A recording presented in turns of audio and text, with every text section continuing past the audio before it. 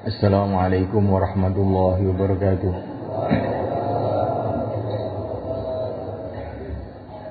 Innal hamdalillah nasta'inuhu wa nastaghfiruhu wa nu'minu bihi wa natawakkalu 'alayhi wa na'udzu bihi min shururi anfusina wa min sayyiati a'malina. من يهديه الله فلا مضل له ومن يضلل فلا هادي له أشهد أن لا إله إلا الله وحده لا شريك له وأشهد أن سيدنا ومولانا محمدا عبده ورسوله اللهم صل وسلم وبارك عليه وعلى آله وأصحابه والتابعين لهم إلى يوم القيامة. فقد قال في كتابه الكريم إن الذين قالوا ربنا الله ثم استقاموا تتنزل عليهم الملائكة ألا تخافوا ولا تحزنوا وأبشروا في الجنة التي كنتم توعدون نحن أولياؤكم في الحياة الدنيا وفي الآخرة ولكم فيها ما تشتهي أنفسكم ولكم فيها ما تدعون نزلا من غفور رحيم ومن أحسن قولا ممن دعا إلى الله وعمل صالحا وقال إنني من المسلمين ولا تستوي الحسنة ولا السيئة ادفع بالتي هي أحسن فإذا الذي بينك وبينه عداوة كأنه ولي حميم وما يلقاها إلا الذين صبروا وما يلقاها إلا ذو حظ عظيم. Hadirin yang dimuliakan Allah Subhanahu wa taala,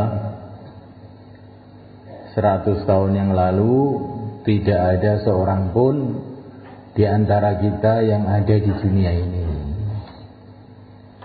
Dan 100 tahun yang akan datang, insya Allah juga tidak ada seorang pun di antara kita yang masih tinggal di dunia ini.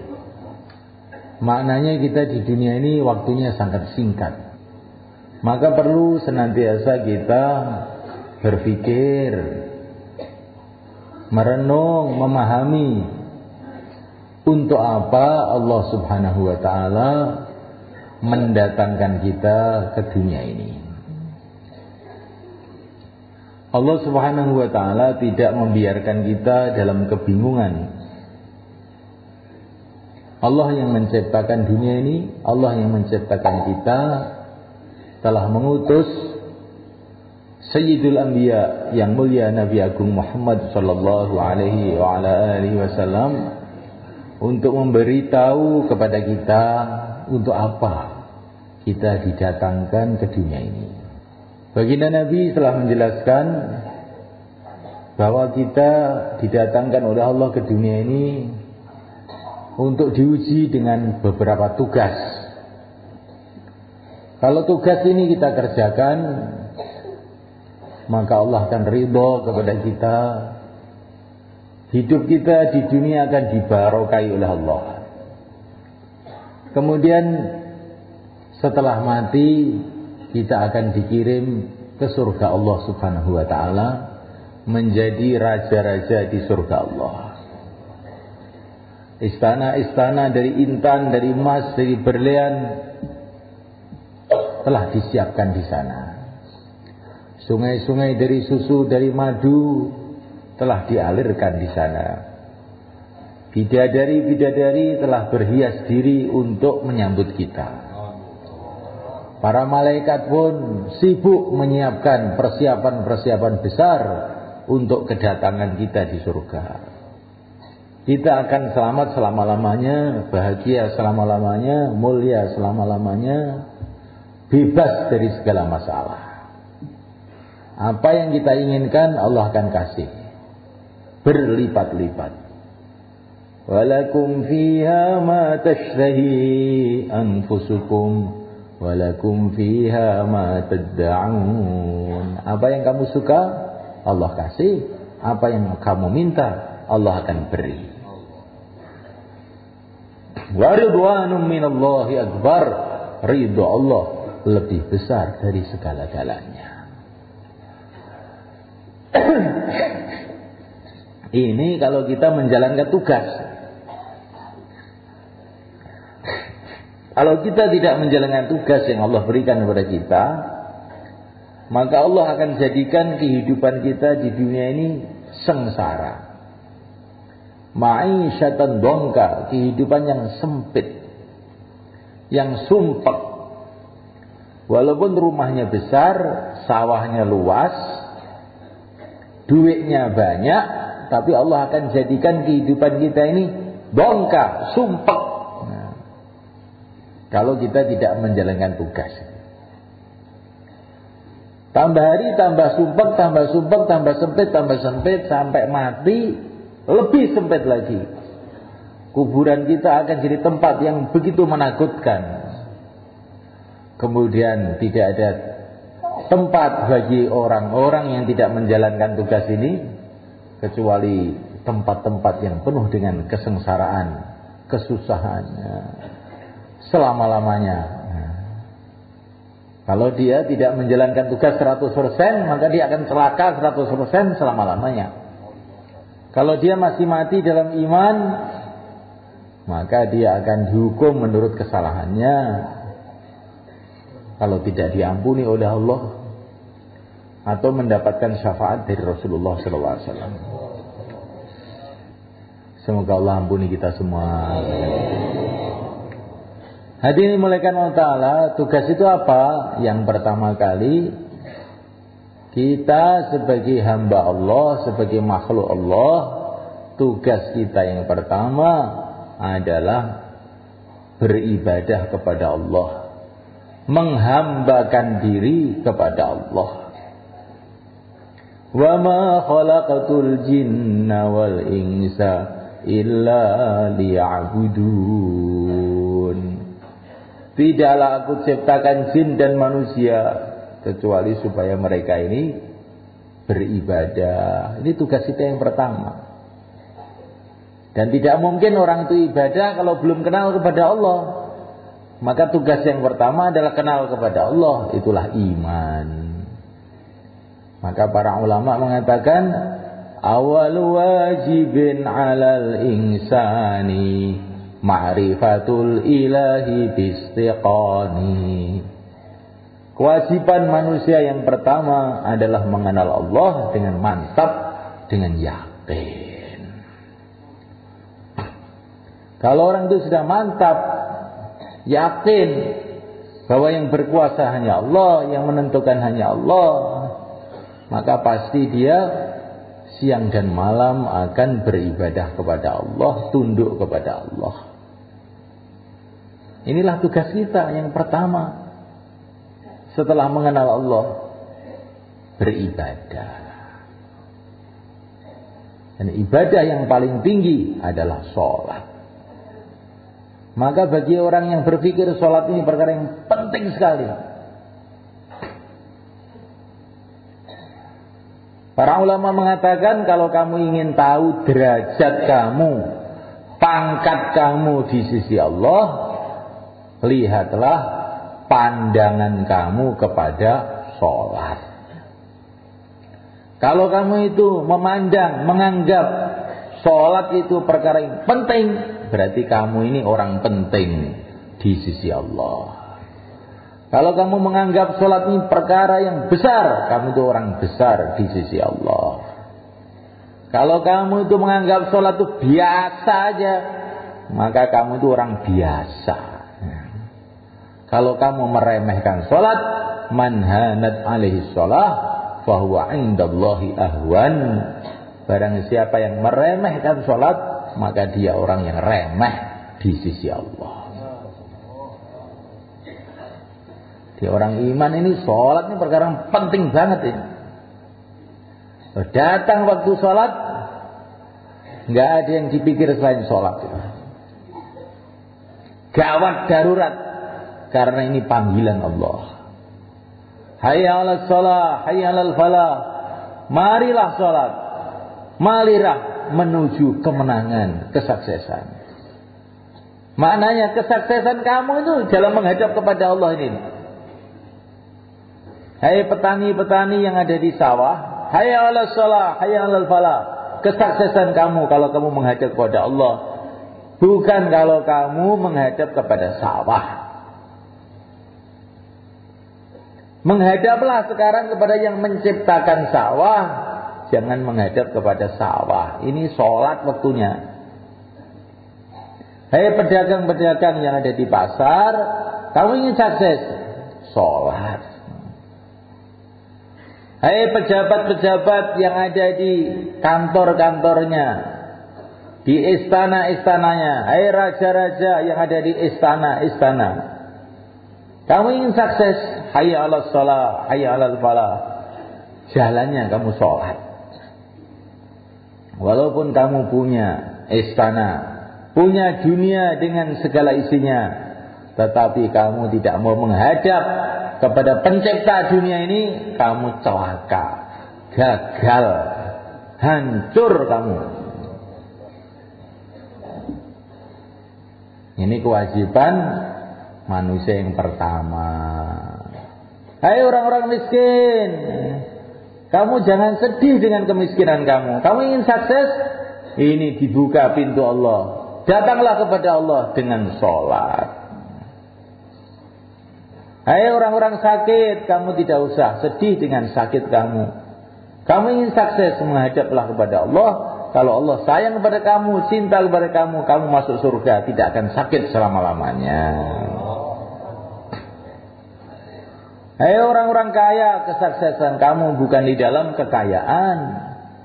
Walaupun kamu kaya bagaimana, kalau kamu hubungannya buruk dengan yang maha kaya, dengan Allah subhanahu wa ta'ala, kamu akan menyesal dengan kekayaan kamu. Kekayaan kamu akan jadi bara api saja. Hayya 'alas shalah, hayya 'alal falah. Dah, kalau sudah hayya 'alas shalah, hayya 'alal falah ini sudah tinggalkan segala urusan sholat. Insyaallah mulaikan. Insyaallah. Coba kita renungi apa yang kita rasakan waktu sholat maghrib tadi. Biasa saja, kamu masih belum meningkat, berarti masih biasa saja. Kita mohon kepada Allah agar nanti kalau masih hidup sholat isya, sholat kita lebih baik daripada tadi. Kita gembira dengan sholat itu. Bagaimana kalau kita dipanggil oleh presiden untuk menghadap? Ada surat dari presiden, kamu boleh menghadap di istana Jakarta jam 7 pagi. Kamu ingin menyampaikan apa keperluan kamu, proposal kamu, silakan. Nah, bagaimana gembira kita? Panggilannya hari Sabtu, hari Jumat sudah di Jakarta. Dengan penuh gembira sekali. Ini dibuka pintu untuk menghadap kepada Allah dengan sholat. Dan kita diperintahkan, mintalah, hamilu hawaijakum 'alal maktubat, atau kama qala Rasulullah sallallahu alaihi wasallam. Kalau kamu punya hajat apa-apa, bawalah dalam sholat fardu. Waktu sujud itu kamu nangis, ya Allah, ya Allah, ya Allah. Sudah, pakai bahasa Arab tapi ya Allah, ya Allah. Sudah, kalau nggak bisa bahasa Arab dalam hati aja. Ya Allah, ya Allah, ya Allah. Allah akan tunaikan, mudahkan hajat-hajat kita sesuai yang paling baik untuk kita. Bukan sesuai mau kita, sesuai yang Allah kehendaki. Hadi mulaikan Allah Ta'ala. Kemudian tugas yang kedua, ya, ini ringkasnya saja.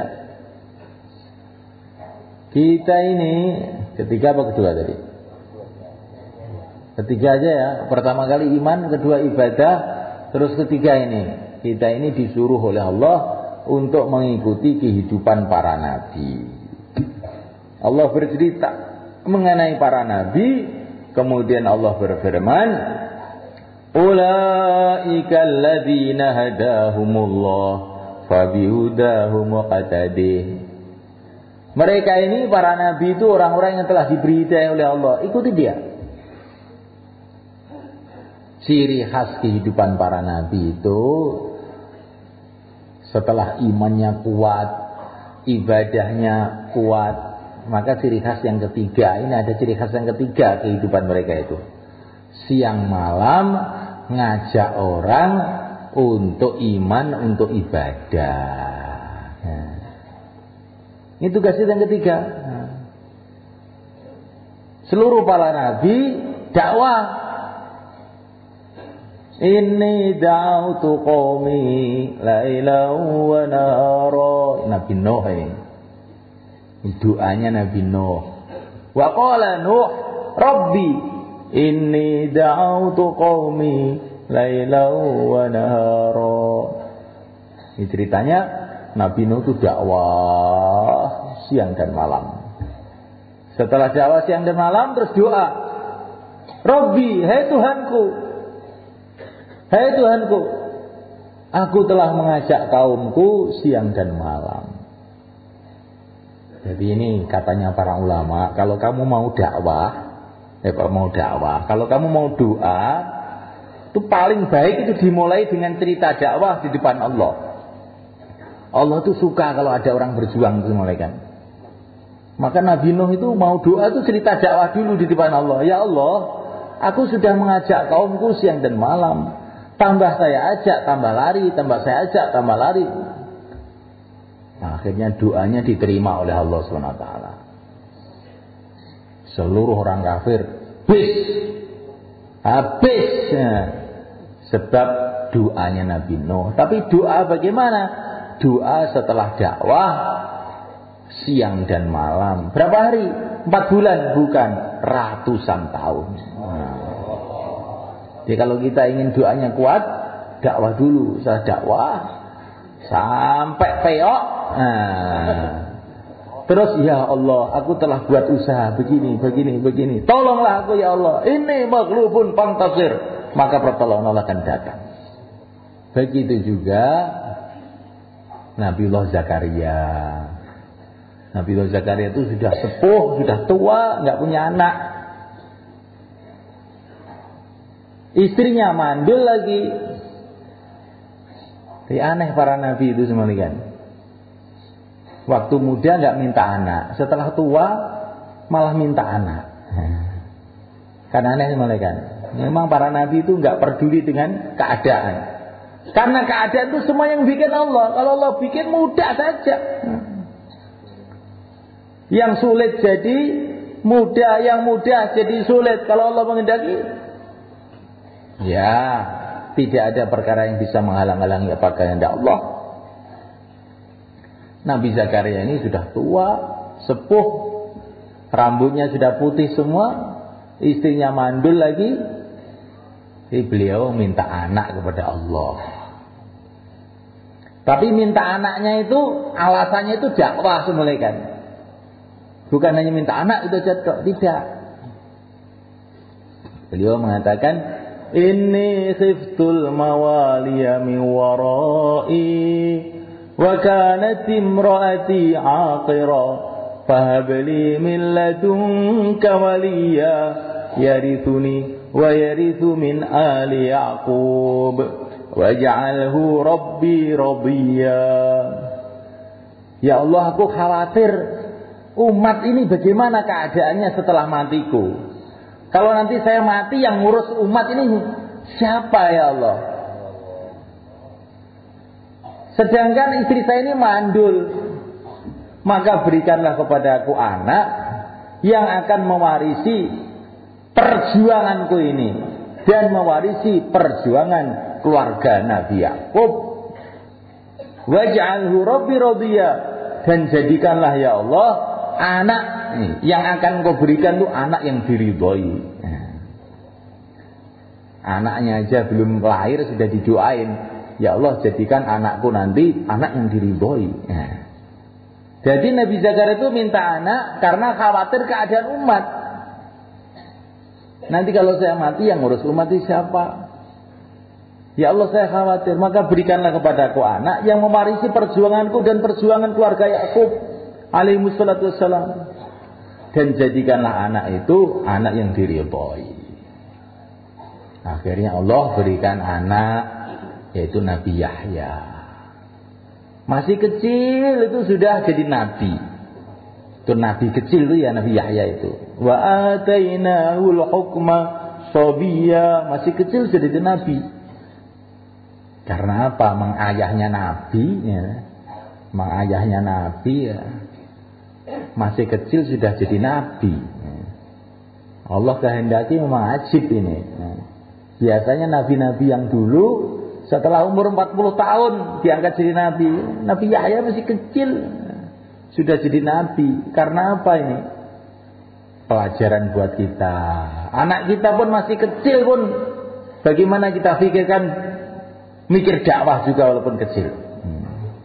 Jangan anak kecil itu cuma diajari bintang kecil di langit yang biru, main-main. Anak kecil itu ajari kenal kepada Allah. Hei anakku, kamu tuh hamba Allah, kamu umat Rasulullah, kamu mau ke akhirat, kamu tuh ikut Nabi Yahya gitu loh. Masih kecil sudah mikir agama gitu. Insyaallah mulai kan? Insyaallah. Ini mulaikan Allah Subhanahu wa taala. Kemudian tugas yang keempat, kita ini diperintahkan oleh Allah untuk mengikuti jejak yang mulia Nabi Agung Muhammad sallallahu alaihi wasallam. Laqad kana lakum fi Rasulillahi uswatun hasanah. Lah baginda Nabi ini keistimewaannya apa? Keistimewaannya banyak sekali. Cuman keistimewaannya yang paling masyhur, beliau itu diperintahkan untuk dakwah seluruh alam.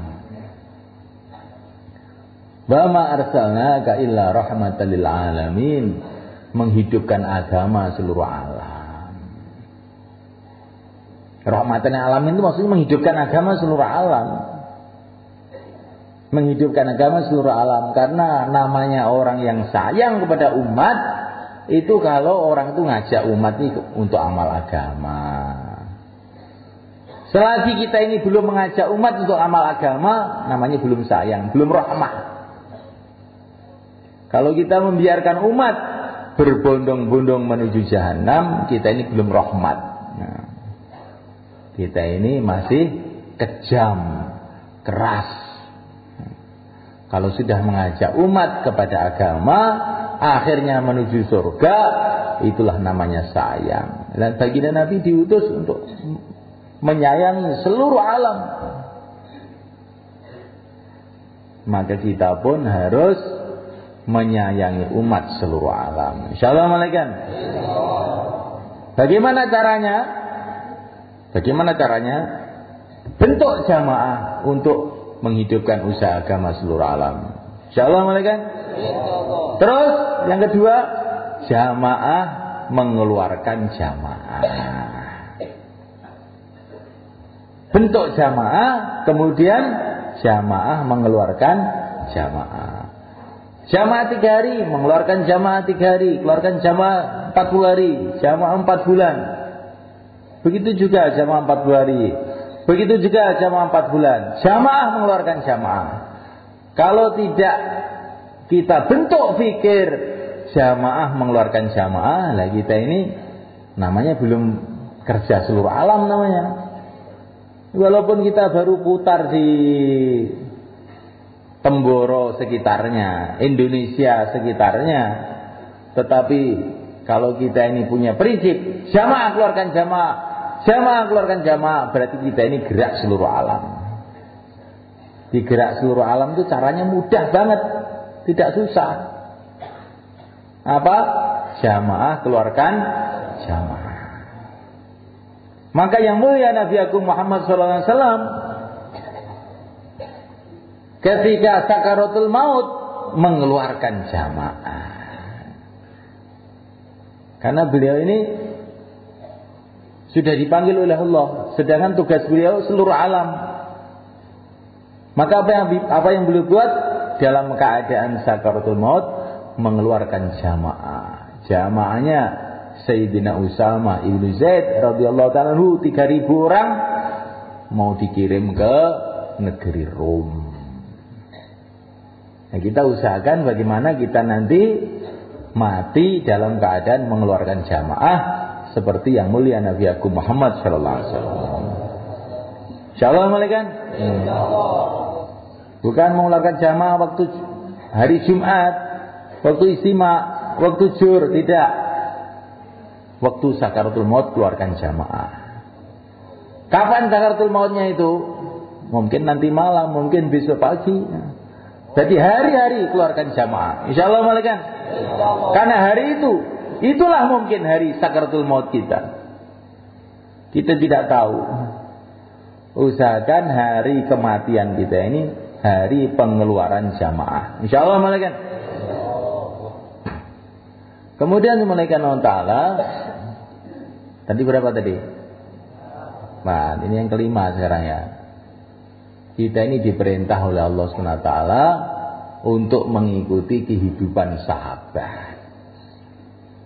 وَالسَّابِقُونَ الْأَوَّلُونَ مِنَ الْمُهَاجِرِينَ وَالْأَنصَارِ وَالَّذِينَ اتَّبَعُوهُمْ بِإِحْسَانٍ رَضِيَ اللَّهُ عَنْهُمْ وَرَضُوا عَنْهُ. Orang-orang yang cepat-cepat masuk Islam awal-awal dari kalangan muhajirin dan ansor, dan yang mengikuti mereka, Allah ridho kepada mereka, mereka ridho kepada Allah. Jadi kalau kita ingin dapat ridho Allah, maka dikasih jalan, ikutilah sahabat muhajirin dan ansor. Sahabat muhajirin dan ansor. Sahabat muhajirin dan ansor itu pusatnya pada waktu itu di Madinah Al-Munawwarah. Ringkasnya kita ini diperintahkan oleh Allah untuk membuat suasana Madinah di kampung-kampung kita. Insyaallah malaikat. Kampung Madinah itu bagaimana? Ini ceritanya banyak, cuman ada kuncinya. Apa orang Madinah yang dipikir apa? Orang Madinah itu seperti orang Temboro, kebanyakan petani-petani. Tapi yang dipikir itu dakwah. Ketika Rasulullah datang ke Madinah, maka yang besar, yang kecil, tua, muda, anak-anak, semua menyambut baginda Nabi. Tala'al badru alaina min thaniyatil wada' wajaba syukru alaina mada'a lillahi da'. Wajib kita syukuran selagi masih ada orang dakwah, katanya orang Madinah. Walaupun beras banyak, kurma banyak, anak banyak, tapi kalau tidak ada orang dakwah, nangis. Walaupun tidak ada beras, walaupun tidak ada duit, ada orang dakwah, wajib syukru alaina mada'a lillahi da'. Wajib kita syukuran selagi masih ada orang dakwah. Ini pikirannya orang Madinah, pusatnya muhajirin ansor. Maka kalau kita ini sikap kita seperti orang Madinah, ya nanti kampung kamu jadi Temboro Al-Munawwarah. Tapi kalau jamaah datang kamu itu sedih, wah, datang lagi orang-orang jenggot ini. Beras sudah habis, datang lagi. Ini saya mau ke kantor ini, nanti suruh nusrah lagi nih. Nah ini nanti bukan jadi Temboro Al-Munawwarah, jadi Temboro, nggak tahu ini Karangabang. Istilah wong Jawa Karangabang, tempat yang buruk. Kalau kita ingin kampung kita menjadi Jongke Al-Munawwarah, Tembunggungan Al-Munawwarah, Masfati Al-Munawwarah, maka rubah sikap kita. Gak ada beras, gak ada duit, gak ada apa-apa. Pokoknya asalkan dakwah, syukur aja. Insyaallah malaikat.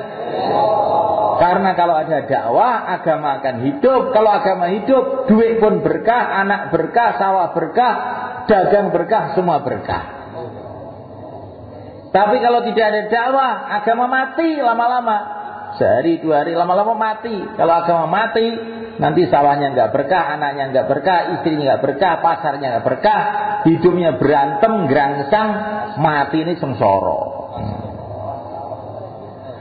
Insyaallah malaikat. Inilah 5 kewajiban kita. Bagaimana cara supaya kita ini membuat masyarakat sahabat, masyarakat Madinah itu bagaimana cara memulainya? Memulainya dengan menghidupkan amal masjid. Insyaallah malaikat. Bagaimana seluruh umat kita bawa ke masjid. Setelah sampai di masjid, dihidupkan amal masjid. Amal masjid yang pertama apa? Hidupkan suasana, mengajak manusia kepada Allah, untuk mengingati Allah. Ajak manusia ini, tanamkan dalam hati kita, sampaikan kepada seluruh umat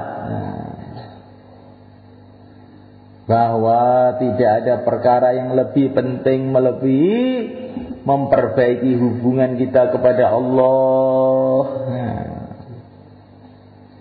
Kesuksesan kita hanya kalau kita ini baik dengan Allah. Kalau kita nggak baik dengan Allah, walaupun naik ke bulan pun ke neraka juga.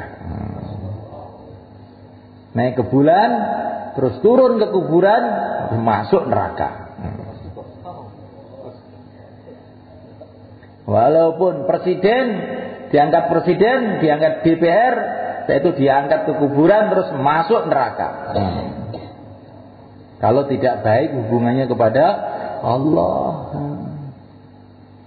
Kumandangkan setiap masjid, Allahu Akbar, Allah Ma'akum. Yang selain Allah kecil semuanya. Bahkan selain Allah itu tidak ada. Hanya diadakan oleh Allah. Yang selain Allah itu tidak hidup, dihidupkan oleh Allah. Tidak bisa apa-apa kecuali kalau diapa-apakan oleh Allah. La ilaha illallah. Ini suasana dakwah ini penting kan? Karena manusia ini sebetulnya itu kalau mau mikir dia tahu, tapi manusia itu memang wataknya itu nggak mau mikir. Manusia itu kalau mau mikir itu nggak ada manusia yang ngaku menciptakan langit, bumi, matahari, bulan, nggak ada. Bahkan tidak ada manusia yang mengaku menciptakan dirinya sendiri. Kalau mau mikir mereka itu pasti dia akan merasa saya ini hamba Allah. Tetapi sama Allah Ta'ala, manusia itu mudah lupa. Lah obatnya lupa itu diingatkan. Itulah namanya dakwah. Mengingatkan. Dakwah itu bukan memberitahu, mengingatkan. Fadzakir. Sebetulnya yang dibicarakan perkara yang seluruh umat itu ngerti sebetulnya. Entah sedikit entah banyak itu. Tapi lupa terus. Nah kalau lupa terus bagaimana? Diingatkan terus. Seperti itu di sekolahan itu. Semua sudah dikasih tahu 6:30 masuk. Tapi setiap 6:30 mesti ada bel. Tet. Padahal itu semua anak-anak sekarang ini semua sudah punya jam semua. Kenapa? Karena itu suka lupa. Kalau nggak ditet, itu lupa terus. Dia tetap masih jajan di warung, minum kopi, minum apa. Nggak masuk-masuk itu. Ya begitu juga. Semua umat Islam sudah tahu. Waktunya sholat itu subuh, zuhur, jamnya juga sudah tahu. Tapi kok Allahu Akbar, hayya 'alas shalah, hayya 'alas shalah. Kenapa? Karena kita ini lupa aja terus. Maka karena lupanya itu juga terus-terusan, maka mengingatkannya itu juga terus-terusan. Insyaallah malaikat.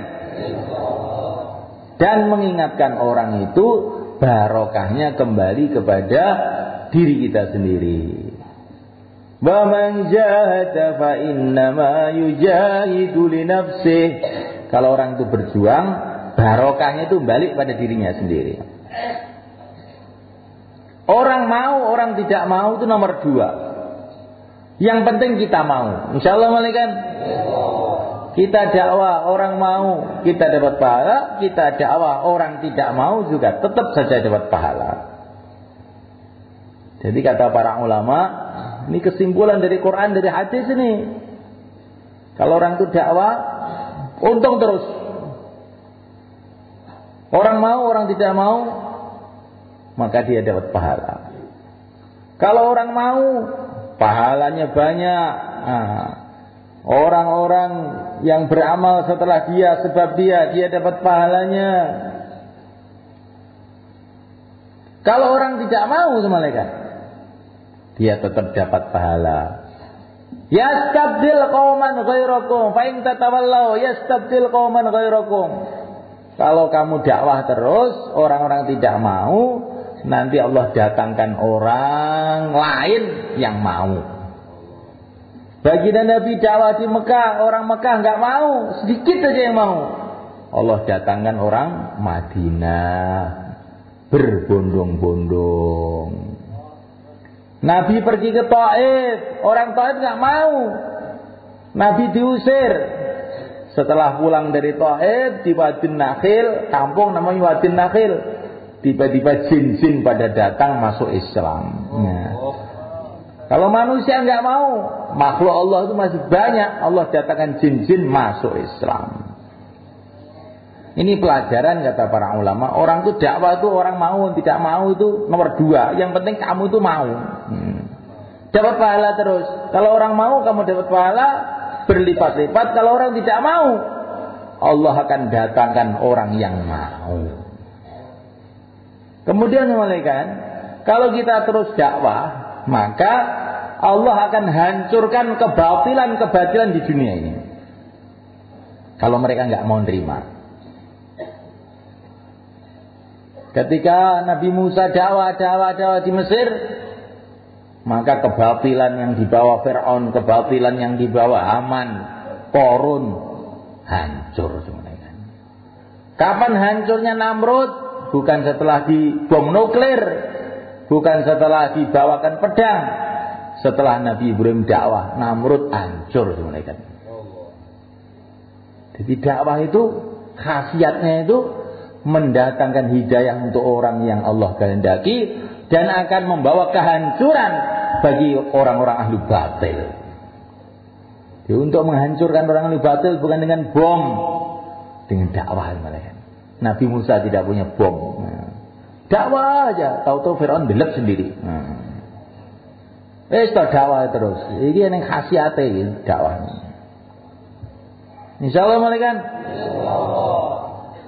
Tapi kalau dakwah nggak dihidupkan, walaupun di Makkah Al-Mukarramah timbul preman-preman, Abu Jahal, Abu Lahab dan teman-temannya. Padahal itu dulunya mbah-mbahnya itu wali-wali.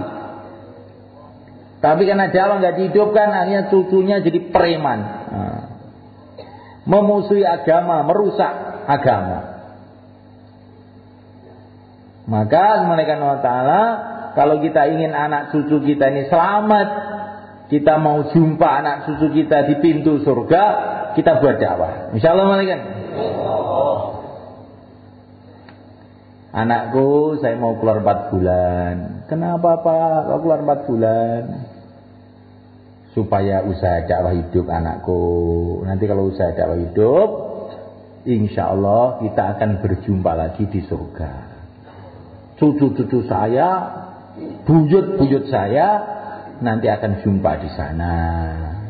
Tapi kalau kita nggak mau dakwah, nggak hidupkan usaha dakwah, nanti naudzubillah bisa-bisa anak cucu kita ini akan berbondong-bondong menuju jahanam, enggak bisa ketemu lagi. Maka kita pisah sebentar untuk supaya kita nanti mengadakan reuni anak cucu di surga. Insyaallah malaikat.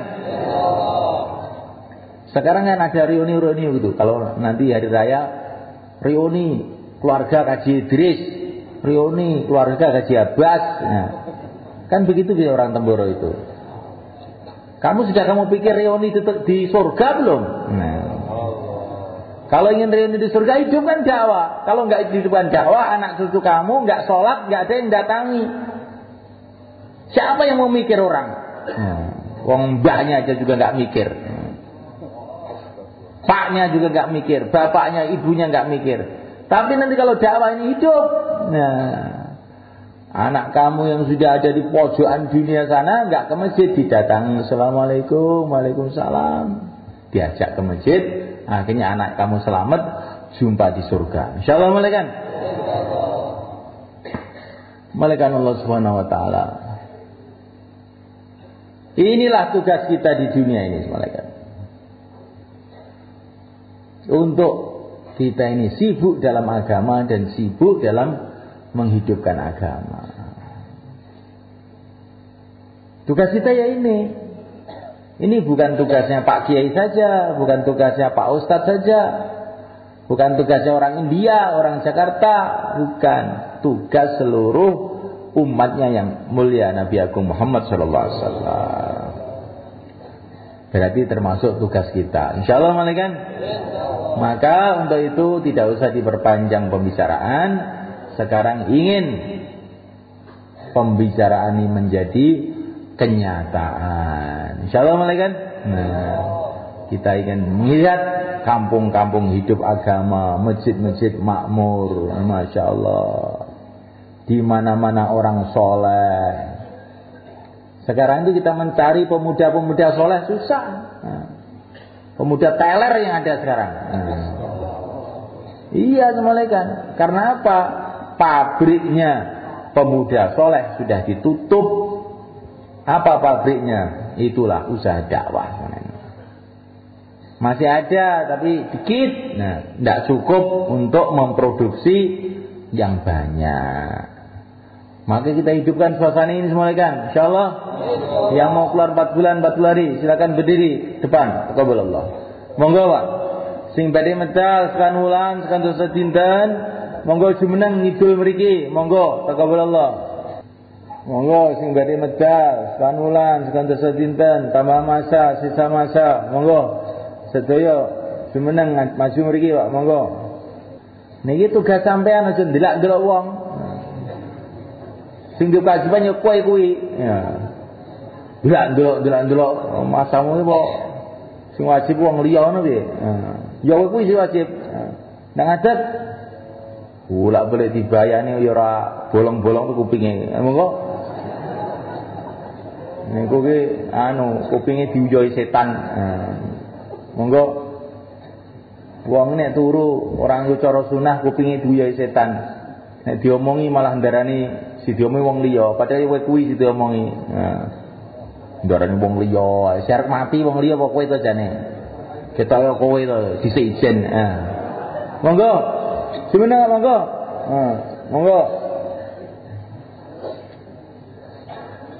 Niki kula omong khusus wong Mboro mau nggih. Niki khusus wong Mboro nek wong nitu Mboro diikram. Wong Mboro iku kudu dipitet irunge. Nggih. Monggo.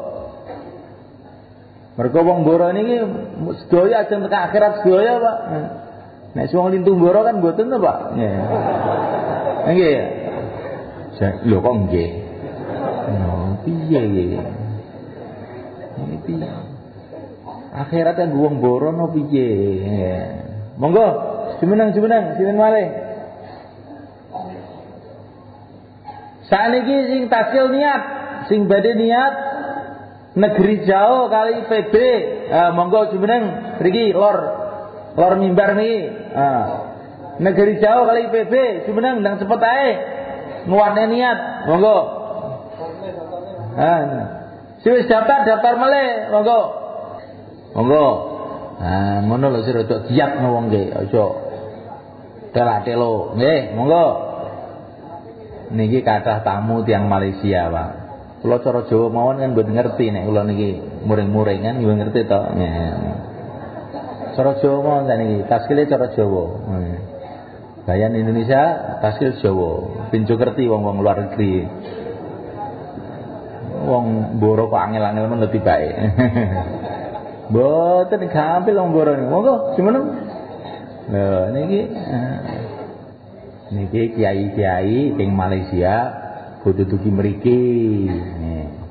Entuk kabar ning Mboro iki saiki wis urip agama iki kaya apa to? Nah, kudu moro mriki ya. Enten wong pinten niku? Pinten? Wong 90 ae. Masyaallah iki sampai niku nggih masuk urung patah ikhlas dan nguadet ana jane apik ben nyemangatne wong-wong niku teng agami. Insyaallah nggih. Aja wong niku nek dijak ning agama iki meneng ngempane kaya ora patek butuh empeluh. Nah. Niku bojo ngoten niku ketokne semangate kaya Medina. Nggih, insyaallah nggih. Mbon saniki tiga-tiga sekawan-sekawan sing diaturaken wau dibaleni malih. Monggo. Tiga-tiga sekawan-sekawan.